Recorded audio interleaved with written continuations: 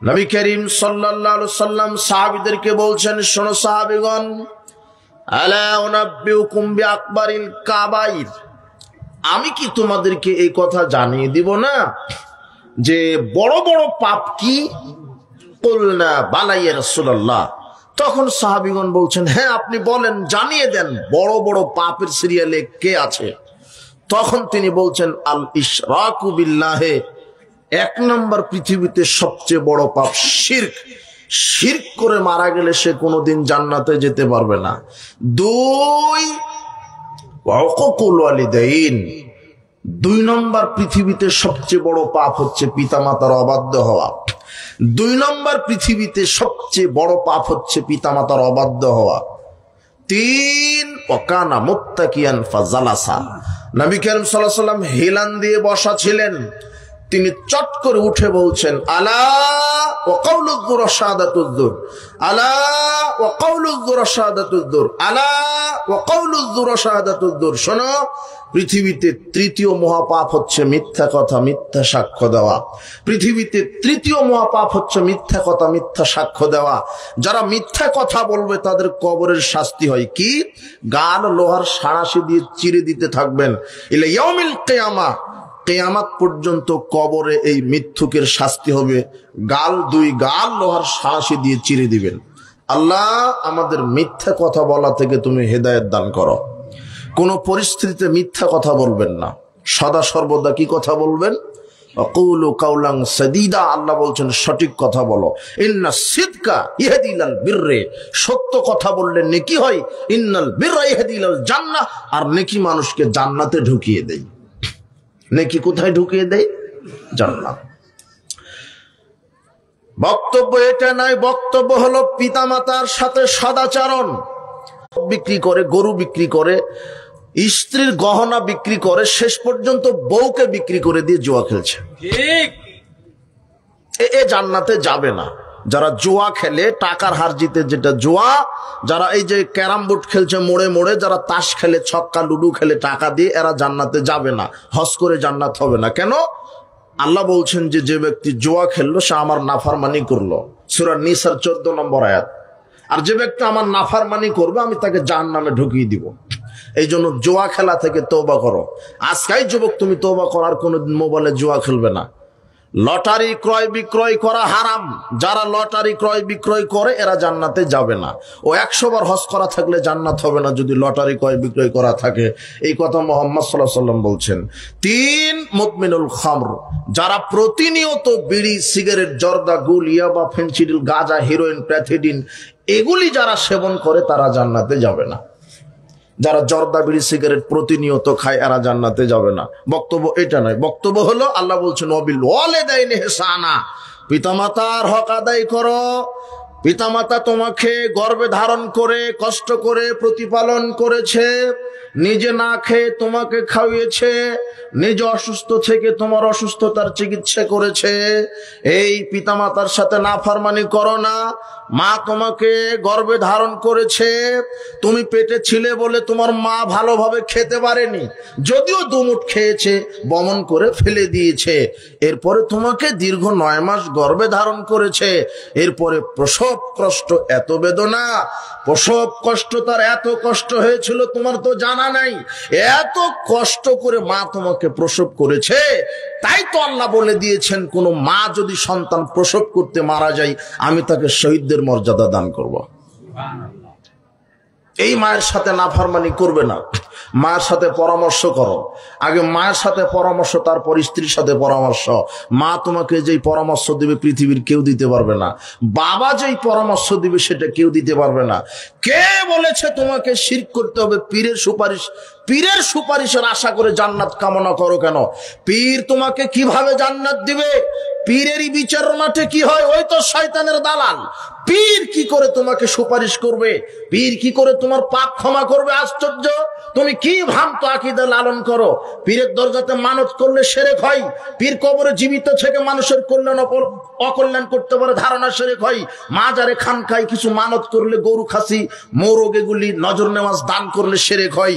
জিনা না, সারা পৃথিবীর জীবিত পীর আর মৃত পীর, সারা পৃথিবীর জীবিত পীর আর মৃত পীর সবাই যদি একত্রিত হয়, জান্নাত দেওয়া তো বহু দূরের কথা, সারা পৃথিবীর সব বলছেন আল্লাহর নবী শাহাদাতু আন লা ইলাহা ইল্লাল্লাহ ওয়া আন্নাকা রাসূলুল্লাহ, আমি সাক্ষ্য দিয়েছি আল্লাহ ছাড়া প্রকৃত মাবুদ নেই, আর আপনি হলেন আল্লাহ রাসূল।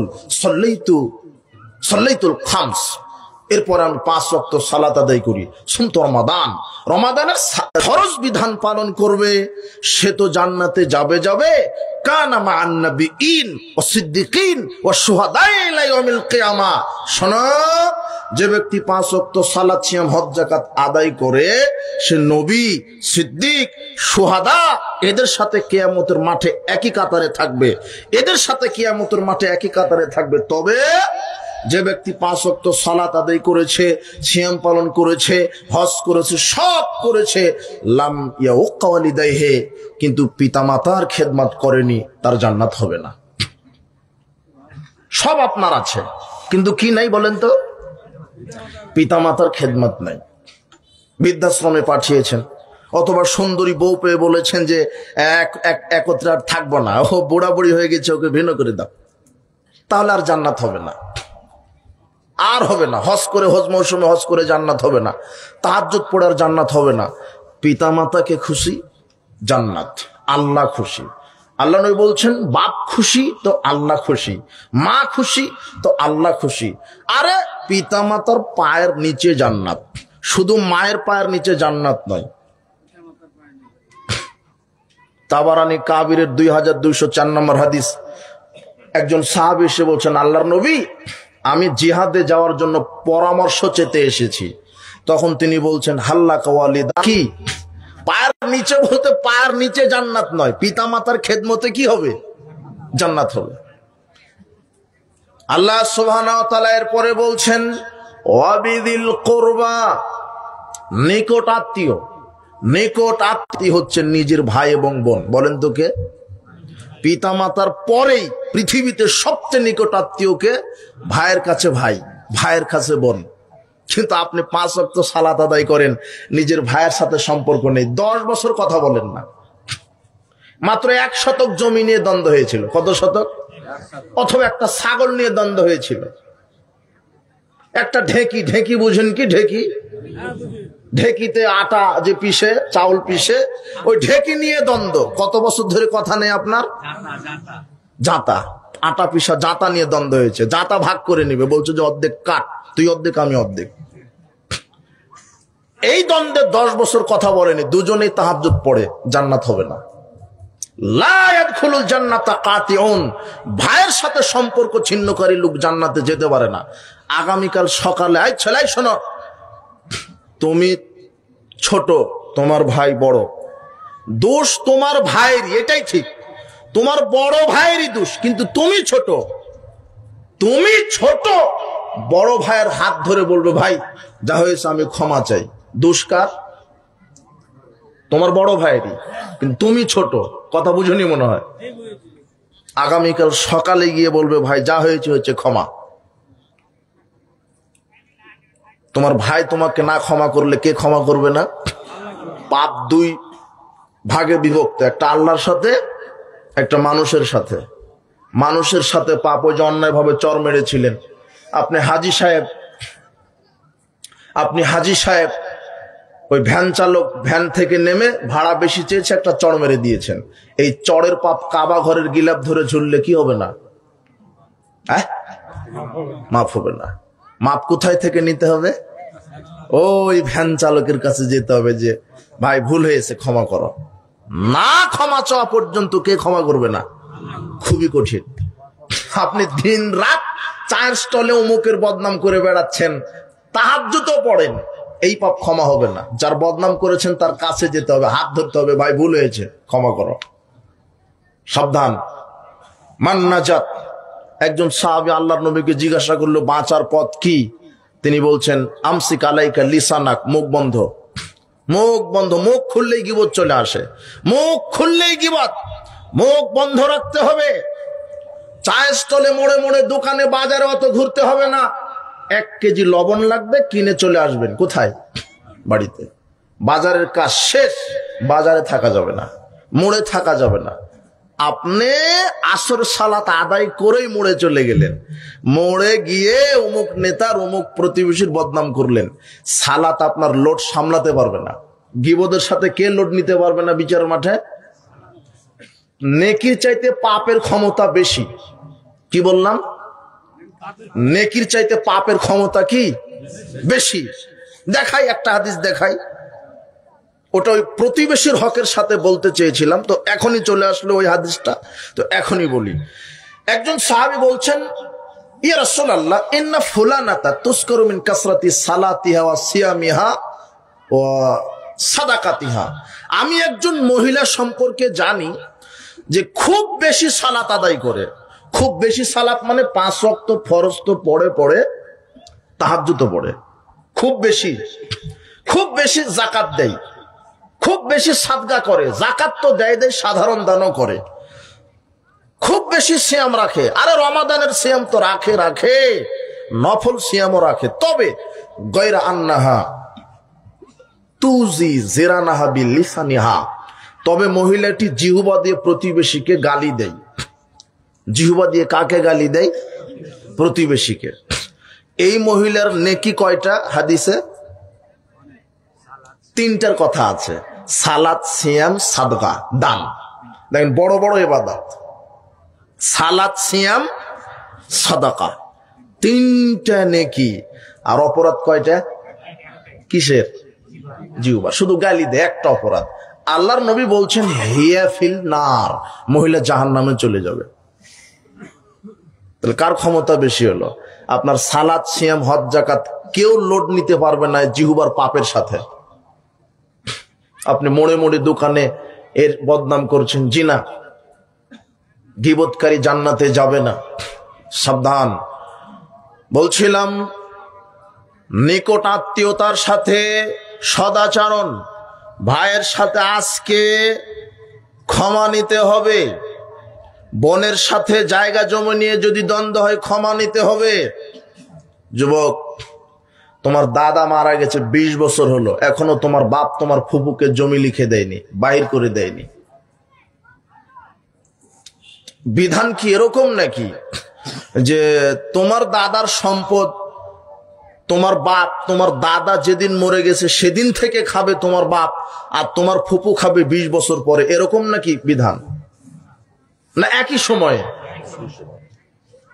তো তোমার বাপ কত ছোট লোক, তোমার ফুপুকে এখনো জমি দেয়নি, তোমার বাপের জন্য জান্নাত হবে না। সকালে গিয়ে বলবে, সকালে আজকে বক্তব্য শোনার পরে রাতে গিয়ে যদি বলতে পারে ভালো ফোন দিছি বলে হবে, নাহলে ফজর পরে তোমার বাপ যেন তোমার ফুপুকে ফোন দেয় যে বোন আয়, তাড়াতাড়ি আজকে আয়, বাপের যে সম্পদ পাবি বাহির করে দিই, নাহলে জান্নাত হচ্ছে না।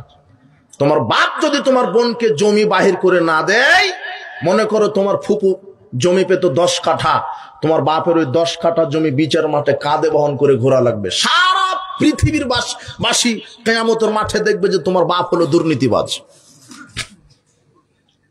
ওটা তোমার বাপ কাঁধে বহন করে ঘুরবে। তোমার বাপ হজও করে, যাকাতও দেয়, তোমার ফুপুকে এখনো জমি বাহির করে দেয়নি। জি না, যখনই তোমার ফুপু জমি চেয়েছে তোমার বাপ বলছে যে তোর সাথে আর কথা বলবো না। এই দেখেন অবাক, বোনের সাথে সম্পর্ক, দ্বন্দ্ব, জমি নিয়ে দ্বন্দ্ব। তোমার ফুপুর যতটুকু অধিকার ওয়ারিশ হিসেবে, তোমার বাপের যতখানি অধিকার তোমার ফুপুরও ততখানি অধিকার। তোমার বাপ সকালে পাবে আর তোমার ফুপু বিকালে পাবে, এরকম কোন সুযোগ শরীয়তে? তোমার বাপ যদি সকালে পায় তোমার ফুপুও কখন পাবে? সকালে। আত্মীয়দের সাথে সদাচরণ। এরপরে আল্লাহ বলছেন ওয়াল জারিদিল কুরবা ওয়াল জারিল জুনুব, নিকট প্রতিবেশী, দূর প্রতিবেশী। প্রতিবেশী সম্পর্কে আমি শেষের দিকে কিছু বলতে চাই। এরপর ওয়াল ইয়াতামা, ইয়তিম, ইয়তিমের হক আদায় করতে হবে। ইয়তিম 2 ধরনের হয়। এমন ইয়তিম আছে যে ইয়তিম বাপ থেকে ইয়তিম, কিন্তু বাপের অঢেল সম্পদ ছিল, এখন সেই সম্পদ দেখাশোনা করে ইয়তিম বাচ্চা ছোট, সে ওই সম্পদ পরিচালনা করার ক্ষমতা রাখে না, এই জন্য আল্লাহ এবং নবী করিম সাল্লাল্লাহু আলাইহি ওয়াসাল্লাম বলছেন, ওই এতিমের সম্পদ দেখাশোনা করবে তার মামা, না হলে তার খালু, না হলে তার চাচা। কে দেখাশোনা করবে এখন এতিমের মাল? তার মামা অথবা তার খালু অথবা তার চাচা, যে আছে, যে ভালো। চাচা থাকলে আর কেউ না, চাচা নাই মামা, মামা নাই এরপরে কে? খালু। যেহেতু এতিম বাচ্চা, ছোট অবস্থায় বাপ মারা গেছে, কিন্তু বাপের সম্পদ ছিল অঢেল, লক্ষ কোটি টাকার মালিক। এখন এই লক্ষ কোটি টাকার সম্পদ তাকে সামাল দিয়ে রাখবে তার চাচা, না হলে তার মামা, না হলে তার খালু। কিন্তু ওই এতিমকে প্রতিপালন করতে করতে যদি ওই এতিমের সম্পদ থেকে অনপরিমাণ সম্পদ যদি আত্মসাৎ করে, আল্লাহ সুবহানাহু ওয়া তাআলা বলছেন, ইন্নাল্লাযীনা ইয়াকুলুনা আমওয়ালাল ইয়াতামা যুলমান, যে ব্যক্তি জুলুম করে ইয়েতিমের সম্পদ থেকে খাবে, ইন্নামা ইয়াকুলুনা ফি বুতুনিহিম নারা, সে যেন জাহান্নামের আগুন খেলো। ইয়েতিমের সম্পদ যারা আত্মসাৎ করে, ইয়েতিমের সম্পদ যারা অন্যায়ভাবে খায়, তারা যেন জাহান্নামের আগুন খায় এবং তারা মারা গেলে জাহান্নামে যাবে। সাবধান, ইয়েতিম প্রতিপালন করবেন। ধনী এতিম হলে তো অবশ্যই তার সম্পদের রক্ষক হবেন। কতক্ষণ? যতক্ষণ না সে বালেগ হচ্ছে। যখন সে বড় হয়ে যাবে, সম্পদ তার কাছে কি করতে হবে? স্থানান্তর করতে হবে। বাবা, আমি তোমার সম্পদের রক্ষক ছিলাম, তোমার বাপ মারা গেছে, তুমি ছোট ছিলে, এখন তুমি 20, 22, 24 বছর বয়স হয়েছ, ভালো মন্দ বুঝো, তোমার হাতে আমি তোমার বাপের সব সম্পদ স্থানান্তর করলাম, এটা হলো দায়িত্ব। কিন্তু এতিম প্রতিপালন করতে করতে যদি সম্পদ থেকে কিছু জুলুম করে, অন্যায় করে খান, পরিণাম কি হবে? জাহান্নাম। আর যদি একেবারে অসহায় এতিম, একটা ধনী এতিম হতে পারে সমাজে, আবার অসহায় এতিমও হতে পারে। অসহায় এতিমকে যদি কেউ প্রতিপালন করে তাহলে তার অনেক ফজিলত। অসহায় এতিমকে যদি কেউ প্রতিপালন করে তাহলে তার অনেক ফজিলত। কি ফজিলত?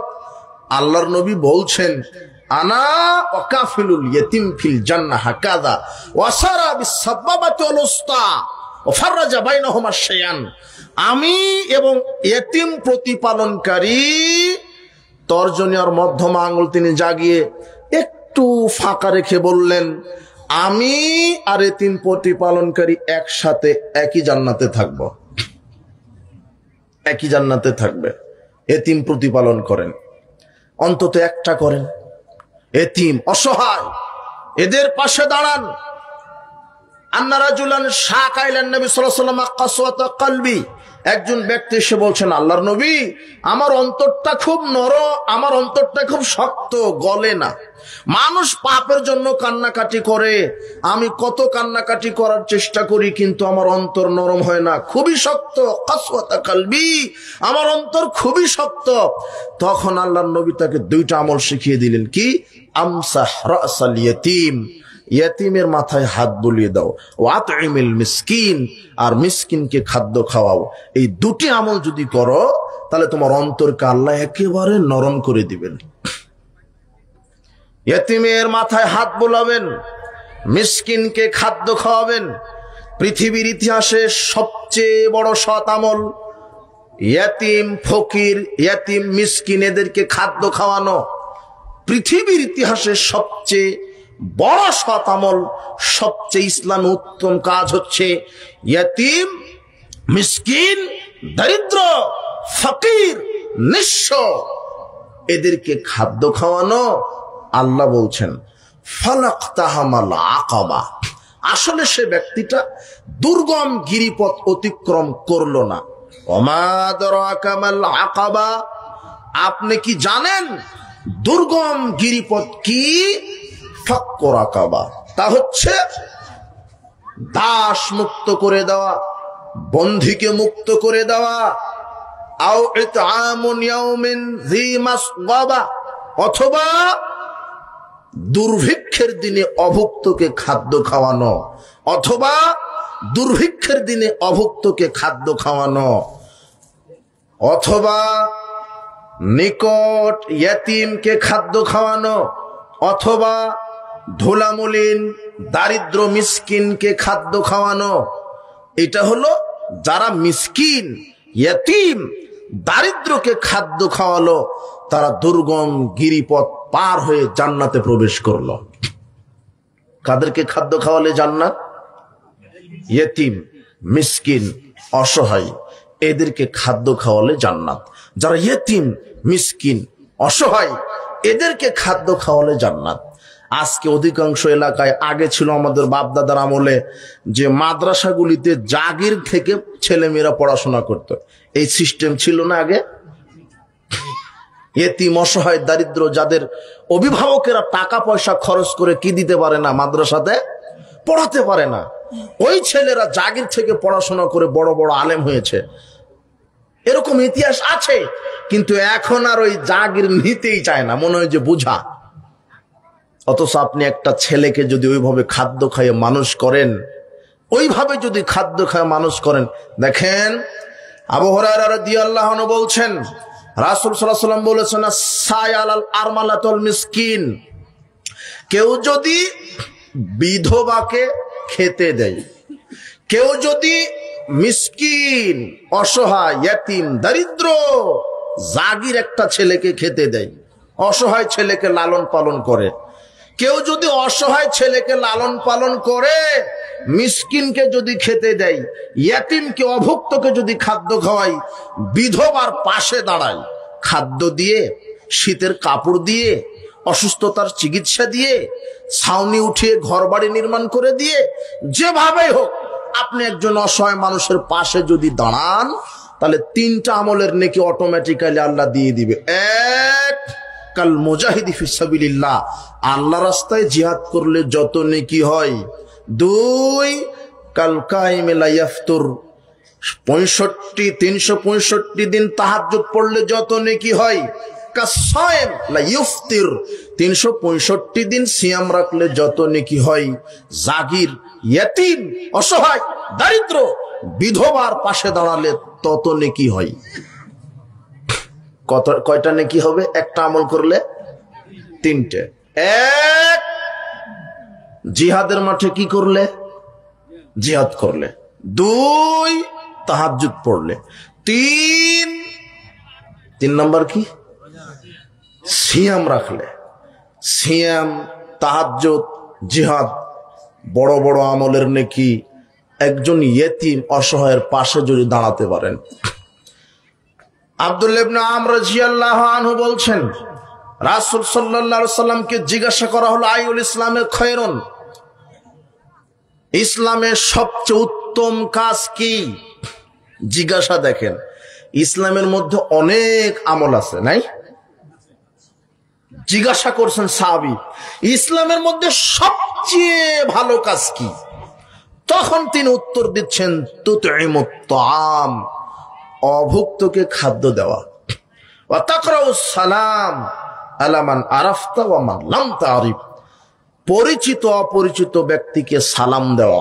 ইসলামের 2টা কাজ সবচেয়ে সৎকর্ম উত্তম, অভুক্তকে খাদ্য খাওয়ানো 1, 2, পরিচিত অপরিচিত ব্যক্তিকে সালাম দেওয়া।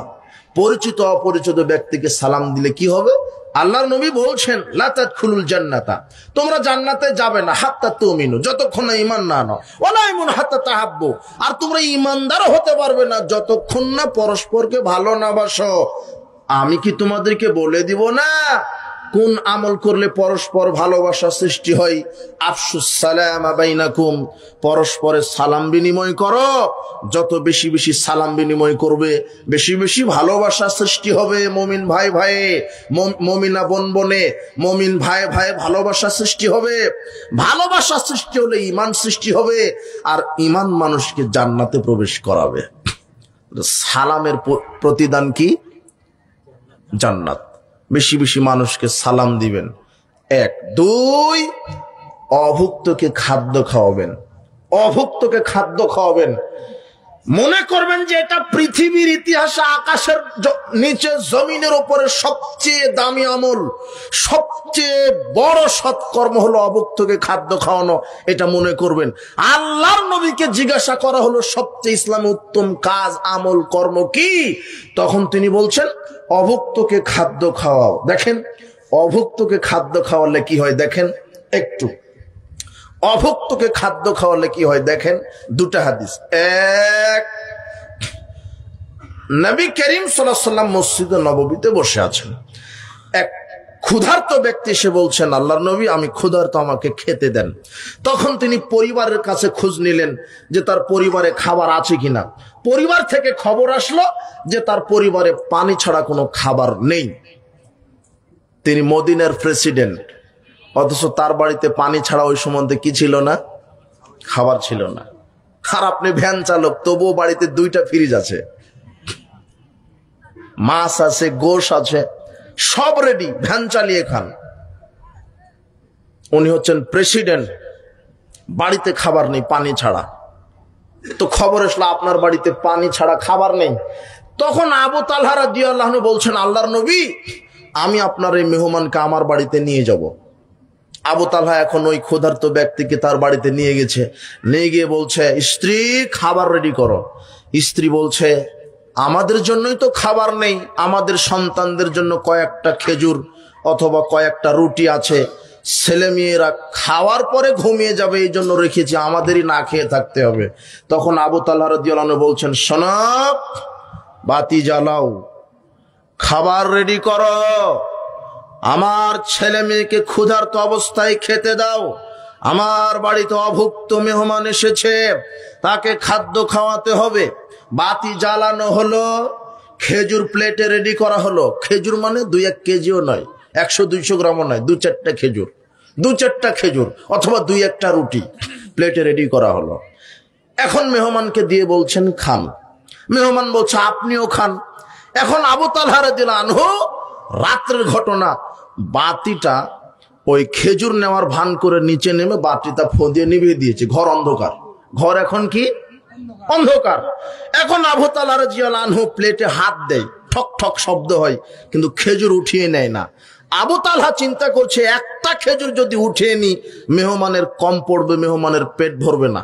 একটা টুকরা রুটি যদি উঠিয়ে নি মেহমানের কম পড়বে, মেহমানের পেট ভরবে না। কাজে আমি শুধু অভিনয় করি। তিনি প্লেটে হাত দিচ্ছেন, নিজে খাচ্ছেন না, এইভাবে মেহমানকে পেট পুরে খাওয়াই দিলেন।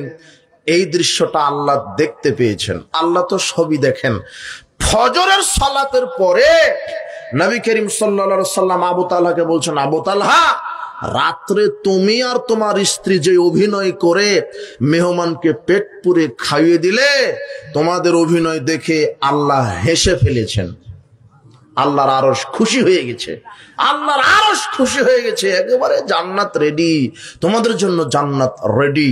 সবচেয়ে সৎ আমল, বড় আমল অভুক্তকে খাদ্য খাওয়ানো, অসহায় মানুষের পাশে দাঁড়ানো। এর চাইতে বড় সৎকর্ম পৃথিবীতে নাই। আরে আল্লাহ যেখানে বিচার মাঠে বলবে আয় ধনী মানুষ, আমি যে ক্ষুধার্ত ছিলাম, তুমি যে আমাকে খেতে দাওনি, তখন আপনি অবাক হয়ে বলবেন আল্লাহ আপনি তো খান না, ঘুমানো না, আপনার আবার ক্ষুধা লাগে কিভাবে? হাদিসে কুদসি, বুখারী মুসলিমের হাদিস। আল্লাহ বিচার মাঠে আপনাকে বলবেন যে আপনি ব্যাংক ব্যালেন্সে টাকা পয়সা, ফ্রিজে গোশ মাছ রেখে খেয়েছেন, অভুক্তকে খাদ্য খাওয়াওনি। আমি আল্লাহ যে অভুক্ত ছিলাম, আমাকে যে খাদ্য দেওনি, তখন আপনি অবাক হয়ে বলবেন আল্লাহ আপনাকে ক্ষুধা লাগে? তখন আল্লাহ বলবে ওই যে বিধবা তোমার পাশেই বিধবা ছিল, ওই যে এতিম, ওই যে মিসকিনটা ছিল, ওই যে তুমি বট গাছের পাশ দিয়ে গেলে ওখানে একজন ক্ষুধার্ত লোক খাওয়ার জন্য 10টা টাকা চেয়েছিল, তুমি দাওনি। ওই ক্ষুধার্তকে যদি তুমি খাদ্য খাওয়াতে, আমি আল্লাহকেই খাওয়ানো হতো। ওই যে আমি অসুস্থ ছিলাম, তুমি আমার চিকিৎসা করনি। তখন আপনি বলবেন আল্লাহ আপনি আবার অসুস্থ হন কিভাবে? তখন আল্লাহ বলবো ওই যে প্রতিবেশী, তোমার প্রতিবেশী চিকিৎসার অভাবে কাতরাচ্ছিল, টাকার অভাবে, আর তোমার ব্যাংক ব্যালেন্সে অঢেল সম্পদ ছিল, তুমি তো পাশে দাঁড়াওনি। জি না, কৃপণ, যারা প্রতিবেশীর পাশে দাঁড়ায় না, যারা ইয়েতিম ফকির মিসকিনকে খাদ্য দেয় না, এরা মুমিন নয়, এরা মুমিন নয়। আল্লাহ নবী বলছেন লাইসাল মুমিনু বিল্লাযী, লাইসাল মুমিনু বিল্লাযী, আরে ও ব্যক্তি মুমিন নয়, আরে ওই ব্যক্তি মুমিন নয়। কে মুমিন নয়? ইয়াশবাউ যারাহু যায়ুন ইলা জামবিহি, যে নিজে পেট পুরে খায় আর ফকির মিসকিন প্রতিবেশী বিধবাকে অভুক্ত রাখে, যে নিজে পেট পুরে খায় আর প্রতিবেশীকে অভুক্ত রাখে, এ মুমিন নয়, এ তাহাজ্জুদ পড়ে জান্নাতে যাবে না। আপনি নিজের বাড়িতে গোশ পাকিয়ে খাচ্ছেন, পাশে প্রতিবেশী ছিল, আপনার খবর নেওয়া উচিত ছিল, বুঝেননি মনে হয়, আপনার খবর নিয়ে খেতে উচিত ছিল। আর আপনি তো সাধারণ একটা মানুষ, অর্ধ পৃথিবীর প্রেসিডেন্ট, যার নাম ওমর রাদিয়াল্লাহু আনহু। কে? ওমর। ওমর রাদিয়াল্লাহু আনহু অর্ধ পৃথিবীর খলিফা, শক্তিশালী পাওয়ারফুল প্রেসিডেন্ট, এমন মানুষ, তার রাজ্য ঘুরে ঘুরে দেখেন কে অভুক্ত কে অসুস্থ, নিজে, তার কোনো চেলা নেই। আর আপনার এই ইউনিটের একজন সভাপতি, আর হলো 14 রকমের চেলা। একটা চেয়ারম্যানের কাছে আপনার দৌড়াতে লাগে 1 মাস, পায়ের জুতা ক্ষয় হয়ে যায়, তাও চেয়ারম্যানের সাথে সাক্ষাৎ হয় না। অথচ এই সুর একটা ভোটের জন্য 14 বার আপনার বাড়িতেই গেছে। এখন চেয়ারম্যান হয়ে গেছে, ওই আর পাওয়াই যায় না। গেছেন দুপুর 12টায়, বলছে চেয়ারম্যান ঘুমাচ্ছে, ও ঘুমাচ্ছে, এখন ডিস্টার্ব করা যাবে না। ও তো সারা রাত গাঁজা মদ খেয়ে গান বাজনা খেয়ে দিন কাটিয়েছে। আপনার নেতা, আপনার নেতার রাত শুরু হয় মদ গাঁজা দিয়ে, ওর কাছে সিরিয়াল নিতে হয়। অথচ অর্ধ পৃথিবীর প্রেসিডেন্ট, তার নাম কি? ওমর। তিনি তার রাজ্যটা ঘুরছেন, ঘুরে ঘুরে দেখেন একটা তাঁবুর ভিতর থেকে আওয়াজ, কান্নার আওয়াজ, বাচ্চারা কান্না করে। তিনি সরাসরি ঢুকে গেলেন, গিয়ে বলছেন কি ব্যাপার? একজন বুড়ি মহিলা কি জানি রান্না করে, আগুন জ্বলে, পাতিলের ভিতরে পানি। ওমর জিজ্ঞাসা করছেন, বুড়িমা কি রান্না হচ্ছে? বলছে যে আমার এই যে ছোট ছোট ছেলে মেয়ে, এরা ক্ষুধার জ্বালায় কাতরাচ্ছে, কান্না করছে, আর আমি বলছি বেটা এখানে গোস্ত রান্না হচ্ছে, একটু পরেই খাবি। আমি শুধু এভাবে অভিনয় করছি, মিথ্যা ছলনা দিচ্ছি, যাতে করে কানতে কানতে ঘুমিয়ে যাই, সকালে কোনো একটা ব্যবস্থা হবে। অর্ধ পৃথিবীর খলিফা ওমর বলছে আমার পায়ের নিচ থেকে যেন মাটি সরে গেল। আমি অর্ধ পৃথিবীর প্রেসিডেন্ট, আমি অর্ধ পৃথিবীর খলিফা, আমার প্রতিবেশী, আমার রাজ্যের মানুষ না খেয়ে থাকবে, এটা কি করে হয়? আল্লাহ যদি আমাকে ধরেন কি জবাব দিব?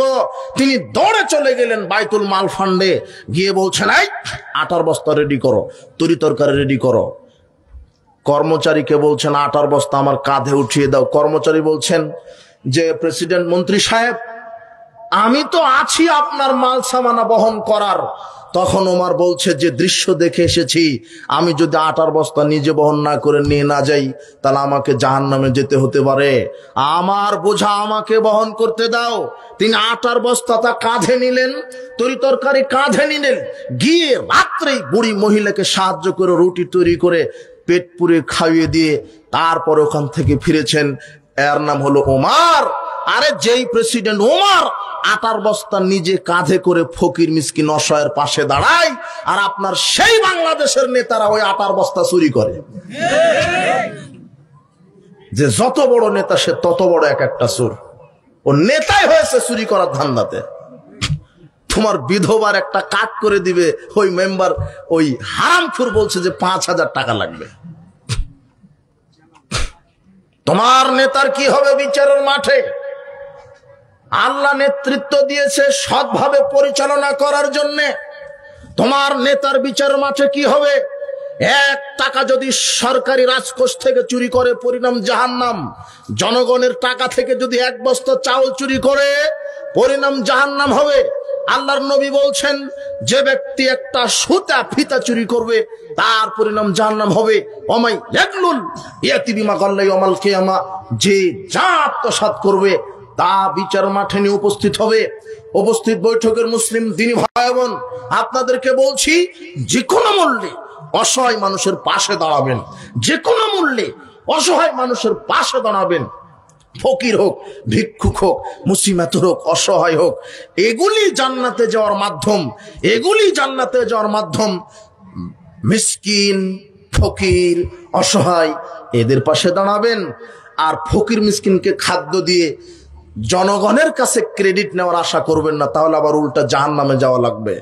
আল্লাহ বলছেন ওয়ায়ুতঈমুনা আত-তাআমা আলা হুব্বিহি মিসকিনাও ওয়া ইয়াতীমাও ওয়া আসীরা, যারা নিজের অর্থ সম্পদের মধ্যে ভালোবাসা থাকা সত্ত্বেও, নিজের অর্থ সম্পদকে ভালোবাসার পরেও ইয়েতিম, মিসকিন এদেরকে খাদ্য খাওয়াই, এদের পাশে দাঁড়াই। কেন? ইন্নামা নুতঈমুকুম লিওয়াজহিল্লাহ, একমাত্র আল্লাহর সন্তুষ্টির জন্য, লা নুরিদু মিনকুম জাযা ওয়ালা শুকুরা।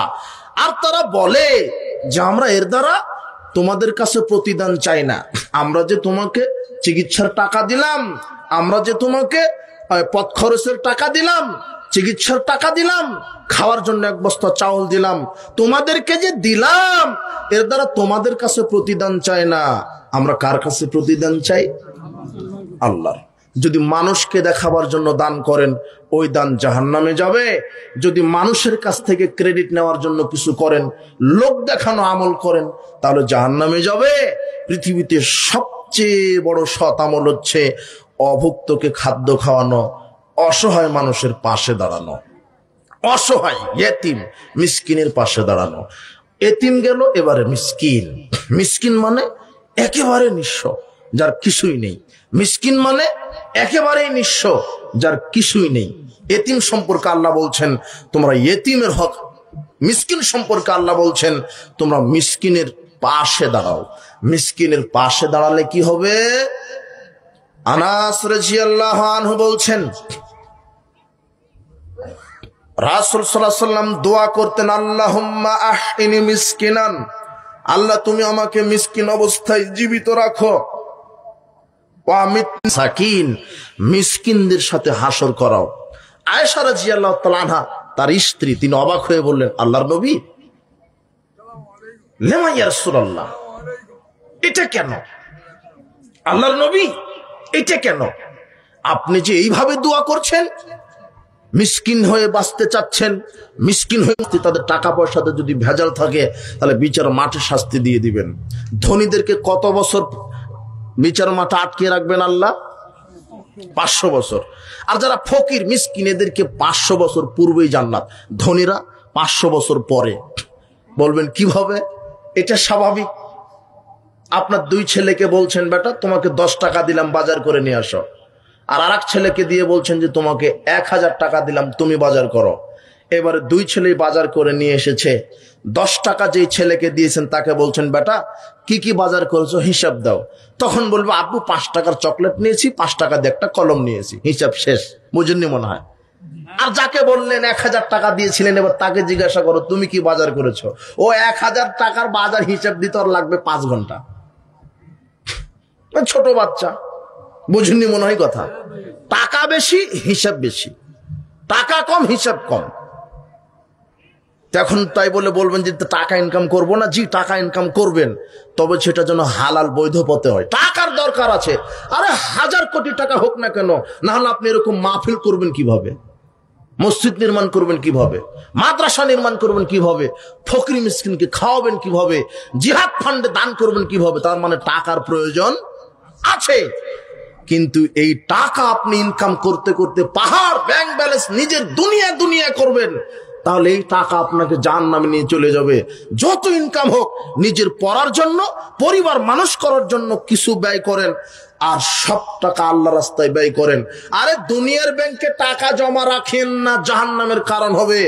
পরকালের ব্যাংকে টাকা জমা রাখেন মানে আল্লাহকে দান করে দেন, ফকিরকে দান করে দেন। ফকিরকে দান করলেন মানে ওটা দুনিয়াতে বোঝা গেল যে ফকিরকে দান করলাম, আসলে কোন ব্যাংকে টাকা জমা করলেন? পরকালের ব্যাংকে। বুঝেননি মনে হয় কথা?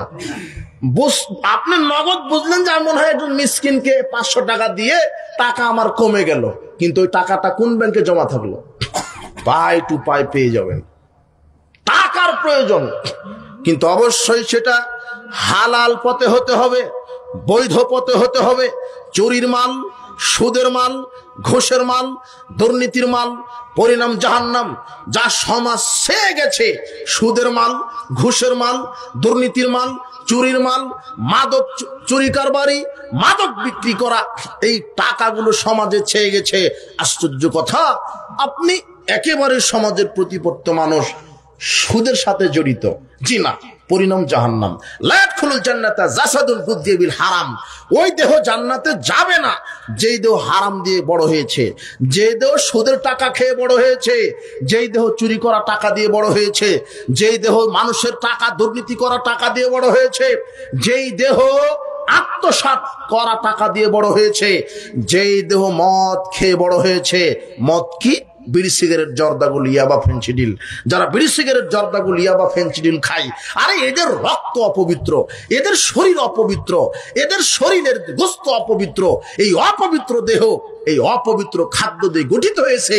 এই খাদ্য জান্নাতে যাবে, এই দেহ জান্নাতে যাবে না। আব্দুল্লাহ ইবনে আব্বাস রাদিয়াল্লাহু আনহু বলছেন, নবী করিম সাল্লাল্লাহু আলাইহি ওয়াসাল্লাম বলেছেন, ইন্নাল্লাহা আলা কওমিন আকলা শাই, ইন্নাল্লাহা ইযা হারামা আলা কওমিন আকলা শাই। আল্লাহ যখন কোন জাতির উপরে কোন জিনিস খাওয়া হারাম করে, ফাহারামা আলাইহিম সামানাহু, আল্লাহ তার ব্যবসাকেও হারাম করেন। যেটা খাওয়া হারাম তার ব্যবসা কি? মানুষের রক্ত হারাম, রক্ত বিক্রি করা হারাম। আপনি একজনকে রক্ত দিতে পারেন, আপনার ভাইকে রক্ত দিতে পারেন, কিন্তু রক্ত দিয়ে কি নিতে পারবেন না? টাকা। তাহলে হারাম। রক্ত বিক্রি করা টাকা খেয়ে সালাত আদায় করলে ইবাদত কবুল হবে না। কুকুর হারাম, কুকুর ক্রয় বিক্রয় করা হারাম। শুয়োর হারাম, শুয়োর ক্রয় বিক্রয় করা হারাম। জেনা হারাম, জেনার ব্যবসা করা হারাম। আশ্চর্য বাংলাদেশ! তোমার পতিতালয়ের নারী বলছে আমাদেরকে বেশ্যা বলা যাবে না, বলতে হবে যৌনকর্মী। এ কি বাংলাদেশ! তোমার নেতা আবার সাপোর্ট করে, ওদেরকে যৌনকর্মী বলা লাগবে, ওদেরকে লাইসেন্স দিতে হবে, পতিতালয়ের নারীকে লাইসেন্স দিতে হবে। ওই ব্যবসা হারাম। পতিতালয়ে জেনা যারা করে তারা জাহান্নামে যাবে। যারা জেনা করে, বিবাহের পরে জেনা করলে দুনিয়াবি শাস্তি তাকে রজম, পাথর মেরে মেরে দিতে হবে। বিবাহের পূর্বে কেউ যদি জেনা করে 100 লাঠি পিটাতে হবে। এটা ইসলামের বিধান, আল্লাহর বিধান। যেই জিনিসটা হারাম তার ব্যবসা হারাম। বিড়ি সিগারেট, জর্দাগুল, ইয়াবা, ফেন্সিডিল হারাম। বিড়ি সিগারেট, জর্দা বিক্রি করা হারাম। এই ছেলে শোনো, তোমার বাপ মুদির দোকান দিয়েছে, মুদির দোকানে সিগারেট, গাঁজা, সিগারেট বিক্রি করে, তোমার জর্দা বিক্রি করে, তোমার গুল বিক্রি করে, তোমার বিড়ি বিক্রি করে। শোনো শোনো, তোমাকে বলছি, তোমার বাপ মুদির দোকানদার, চাউলে বিক্রি করেছে, 1 টন চাউল বিক্রি করেছে 50,000 টাকা দিয়ে। 1 টন চাউল তোমার বাপ বিক্রি করেছে 50,000 টাকা দিয়ে, আর 1 প্যাকেট সিগারেট বিক্রি করেছে 150 টাকা দিয়ে। এখন 50,000 150 টাকা দিয়ে ছাগল কিনে কুরবানি করেছে। তোমার বাপের কুরবানি কবুল হবে না? বলো তো কেন কবুল হবে না? ওখানে কয় টাকা আছে হারাম? 150 টাকা। কি বিক্রি করা? সিগারেট বিক্রি করা। সিগারেট হারাম। যেটা হারাম তার ব্যবসা হারাম, ওটা খাওয়া হারাম। আমি এখানে গত বছরে সেই কথাই বলে গিয়েছিলাম, আপনার স্মরণ আছে কিনা আমার তো ভালোভাবে মনে আছে। আমি এই মাঠে, হয়তোবা মাঠ এটা ছিল না কিন্তু এই পরিবেশই ছিল, আমি এখানে বলে গেছিলাম যেই জিনিস খাওয়া হারাম, আল্লাহ তার ব্যবসাকে হারাম করেছেন। বিড়ি সিগারেট, জর্দাগুল হারাম, ইয়াবা হারাম, ফেন্সিডিল হারাম, গাঁজা হারাম। আপনি টোটাল সমাজ ব্যবস্থাটাই দেখেন, এখন সবাই প্রায় ইয়াবাখোর, গাঁজাখোর, বিড়িখোর, সিগারেটখোর। সবাই। যে বেশি শিক্ষিত সে আরো বেশি গাঁজাখোর, যে বেশি বেতন পায় সে আরো বেশি গাঁজাখোর। ভ্যান চালক সর্বোচ্চ আকিস কোম্পানির বিড়ি খায়, এ পর্যন্ত শেষ। ওর টাকা কম, বিড়ির পাওয়ার কম। আর যে ব্যক্তি মাসে 50,000 বেতন পায়, ও ব্যঞ্জন ছুঁইচ ছাড়া খায় না। আর তোমার নেতা তো আমেরিকা, ব্রিটেনের ওটা ছাড়া খায় না। কলমের কালি দিয়ে তো কোটি টাকা দুর্নীতি। একটা চেয়ারম্যান হতে 1 কোটি টাকা খরচ করা লাগে তোমার গোদা গাড়িতে। তোমার গোদা গাড়িতে একটা চেয়ারম্যান হতে কত কোটি টাকা লাগে? 1 কোটি। ওই চেয়ারম্যান 1 কোটি টাকা খরচ করে 50 কোটি চুরি করার ধান্দাতে। আপনি আবার ঠিক বলছেন কেন? আপনি তো 500 টাকা দিয়ে বিক্রি হয়ে যান। তো অবাক হয়ে গেলাম আমি। কুরবানির সময় ছাগলের দাম হয় 15 লক্ষ টাকা, আর ভোটের সময় যখন আসে আপনার রাজশাহী গোদা গাড়ির এই সাধারণ পাবলিকের দাম হয় 500 টাকা। 500 টাকাতে 1 কাপ চা একটা ডিম খেয়ে এমন একজনকে নেতা বানালো, ও অজুই জানে না, সালাত তো বহুদূরের কথা। তুমি যাকে নেতা বানালে হারামখোর, ওই নেতা তোমার কি উপকার করবে? ওই নেতা হলে সমাজ আরো ইয়াবা ফ্যাক্টরি দিবে। ও গাঁজা খায়, ও গাঁজা কি বন্ধ করবে? ও জেনা কি বন্ধ করবে? ওরই 1400 নারীর সাথে জেনার সম্পর্ক আছে। ও দুর্নীতির কি বন্ধ করবে? ও হলো দুর্নীতিবাজ। যুবক সাবধান, তুমি কোন নেতার পিছনে ছোট? যে নেতা তোমাকে ইমানের, আকীদার, ওযু, গোসল, সালাত, সিয়ামের কথা বলে না, শুধু বলে আমার দলে কাজ করো, নারী দিব, গাড়ি দিব, অস্ত্র দিব, মদ দিব, আমার দলে কাজ করো, ওই নেতা তো জাহান্নামে যাবে, তোমাকে নিয়ে যাবে। তোমাকে আল্লাহ হেদায়েত দান করুন। এই নেতার পিছনে ছোট না, জি না, অসম্ভব। উপস্থিত বৈঠকের মুসলিম দিনী ভাই বোন, আল্লাহ সুবহানাহু ওয়া তাআলা যেটা হারাম করেছেন তার ব্যবসা হারাম। এই জন্য হারাম খাদ্য, হারাম ব্যবসা করবেন না। যারা ব্যবসায়িক ওজনে কম দিবেন না, খাদ্যে ভেজাল দিবেন না, পরকাল হারাবেন। এটাই এত বড় পাপ। আপনি 50 বছর ব্যবসা করেছেন, 50 বছরে আপনি ওজনে কম দিয়েছেন, কত হাজার মানুষকে ওজনে কম দিয়েছেন। সব মানুষের কাছে গিয়ে ক্ষমা নিতে হবে, না হলে কে ক্ষমা করবে না? জান্নাতে এইভাবে সাজানো নেই। জান্নাতে যাওয়া খুব টাফ ব্যাপার, জাহান্নামে যাওয়া খুব সহজ, খুবই সহজ। আজকে যে আপনি সালাত আদায় করেছেন, এই যে এশার সালাত আদায় করে এখানে বসেছেন, এটা কবুল হয়েছে কি হয়নি এর গ্যারান্টি আছে? আর আপনি আজকে রাতে একটা নারীর সাথে দৈহিক সম্পর্ক করেছেন, পাপ মনে হয় হয়নি, তাই না? পাপ আল্লাহ কবুল করেছে কি করেনি এটা তো গ্যারান্টি নাই। বুঝেননি মনে হয়। পাপ হওয়া খুব সহজ, নেকি হওয়া খুব কঠিন। পাপ হওয়া খুবই সহজ, পায়ে কাদা লাগা খুবই সহজ, পরিষ্কার করা খুবই কঠিন। 2-1 বালতি পানি চলে যায়, তাও কি হয় না? পরিষ্কার হয় না। অথচ লেগে গেছে, 1 সেকেন্ড লাগেনি, পড়ে গিয়ে এখন সারা শরীর কি হয়ে গেল? কাদা। ওটা ধুতে লাগে এখন 1 ঘন্টা। জাহান্নাম পড়ে আছে, জান্নাত পড়ে নেই। জান্নাত স্টাফ ব্যাপার। ওখানে যেতে লাগলে মাদক ছেড়ে দিতে হবে, ওখানে যেতে লাগলে লুচ্চামি ছেড়ে দিতে হবে, ওখানে যেতে লাগলে বেপরদাগিরি ছেড়ে দিতে হবে, ওখানে যেতে লাগলে মুনাফাকুরি ছেড়ে দিতে হবে। জান্নাতে যেতে লাগলে 5 ওয়াক্ত সালাত লাগবে, জান্নাতে যেতে লাগলে আমানতদারিতা লাগবে, জান্নাতে যেতে লাগলে সত্যবাদী হতে হবে, জান্নাতে যেতে লাগলে এতিম ফকির মিসকিনের পাশে দাঁড়াতে হবে। স্বৈরাচারী হয়ে, বদমেজাজি হয়ে, অহংকারী হয়ে, আপনার এইভাবে স্ফীত হয়ে মানুষকে পিষে, মানুষের উপর নির্যাতন করে, জুলুমবাজি করে জান্নাতে যাওয়া যাবে না, অসম্ভব। সাবধান, 1 সেকেন্ডের জন্য ক্ষমতা দিয়ে টিকার চেষ্টা করেন না। ফেরাউন টিকতে পারেনি, তোমার নেত্রীও টিকতে পারেনি, 45 মিনিট সময় পেয়েছিল। অথচ তোমার নেত্রী মনে করেছিল যে সবাই আওয়ামী লীগ, গাছপালা, কুকুর, সিগাল সব।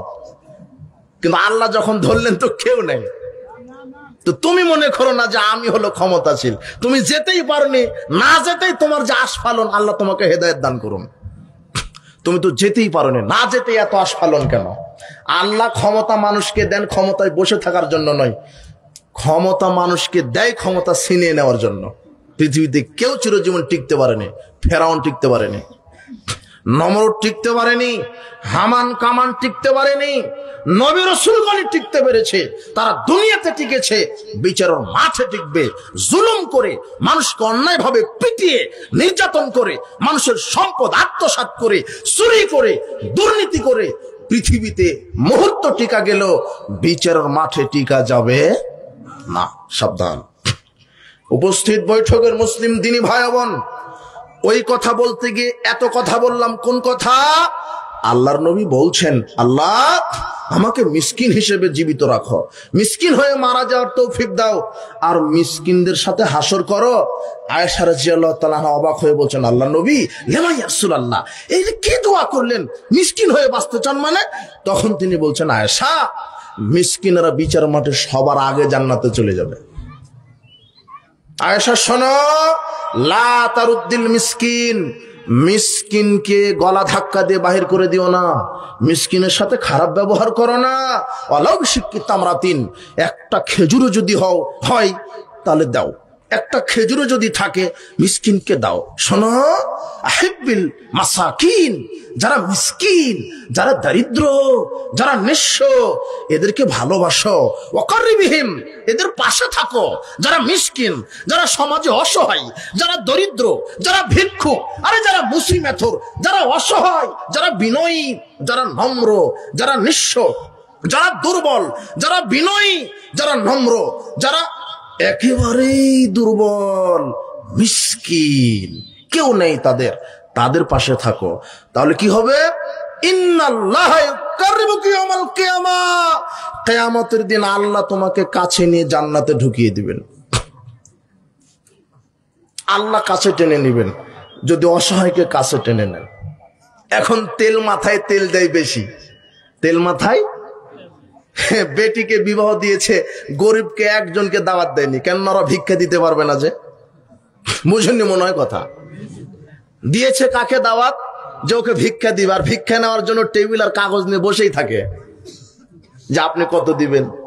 কথা বুঝেননি মনে হয়। ও হলো অরিজিনাল ভিক্ষুক। বিবাহের বৈঠকে আপনি 2 লক্ষ 5 লক্ষ টাকা গরু জব করে খাওয়ালেন, আবার ওই কাগজ কলম নিয়ে টেবিলে বসে থাকলেন কেন? আপনি তো অরিজিনাল ভিক্ষুক।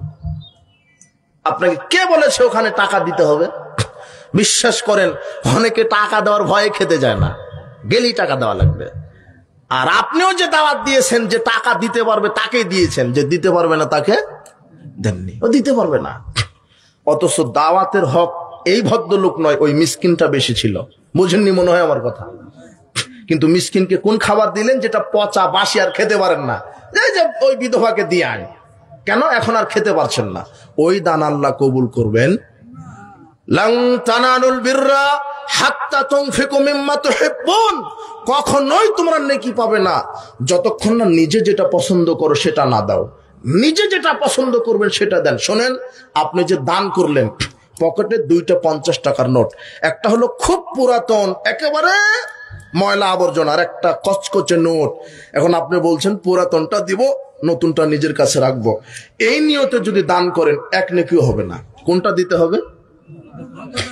নতুনটা। এটা আল্লাহ বলছেন, তুমি যেটা ভালোবাসো সেটা দান করো। এটা আল্লাহর কোরআনের আয়াত, হাদিস নয়। তুমি যেটা ভালোবাসো সেটা দাও, তুমি যেটা ভালোবাসো সেটা দাও। আপনি ফকির মিসকিন এতিমকে দিবেন ওইটা যেটা আপনি ভালোবাসেন, কিন্তু আমরা দিই ওটা যেটা আমাকে গন্ধ লাগে।